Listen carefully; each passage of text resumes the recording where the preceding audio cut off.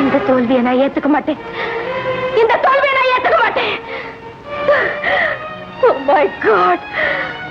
What shall I do? Chitra, ஆரம்பத்திலே நீ என் பேச்ச கேட்டிருந்தா உனக்கு இந்த அவமானம் வந்திருக்காது. இப்போ ஒண்ணு கெட்டு போகல. என் யோசனை கேட்டா நீ அவங்களுக்கு ஒரு பைசா கூட தர வேண்டியதில்லை. அது எப்படி முடியும்? தோற்றதான் தீர்ப்பு ஆயிடுச்சே. அங்கதான் இந்த ரவியோட சாமர்த்தியமே அடங்கியிருக்கு.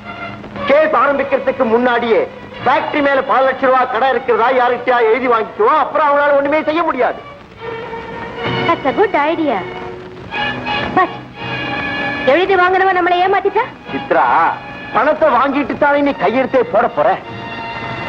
ரவி, இந்த திட்டம் சரியா தவறான்னு யோசிச்சு பார்க்கக்கூடிய நிலைமையில கூட நான் இல்லை. இப்ப என்னுடைய ஒரே குறிக்கோள், எப்படியாவது நான் தோத்து போகலங்கிறத நிரூபிச்சாகணும். இந்த டாக்குமெண்ட். இதுல 20 லட்சம் ரூபாய் பணம் இருக்கு. சரியா இருக்கான்னு பாத்துங்க. பரவாயில்லைங்க. பிசினஸ்ல நீங்க ரொம்ப கரெக்டா இருப்பீங்கன்னு ரவி சொல்லியிருக்காரு. அச்சாமா, நம்ம வரா.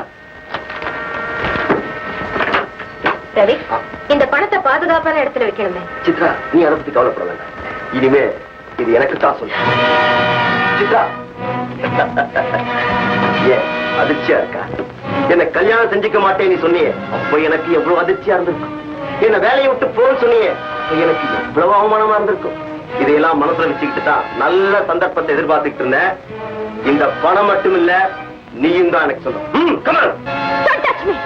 உனக்கு வேண்டியது பணம் தானே? அந்த பெட்டியில இருக்கிறத எடுத்துக்கிட்டு என்ன விட்டுடு. இல்லடா. என்னம்மா? நீ பயத்துல ஜெயிச்சுட்டு, ஆனா வாழ்க்கையில தோத்துட்டு. ஆமாண்டா, இவங்க எல்லாரையும் வாழ வச்சேன். ஆனா உன் மனைவிய சந்தோஷமா வாழ வைக்க வேண்டிய கடமையில இருந்து தவறிட்டேன்.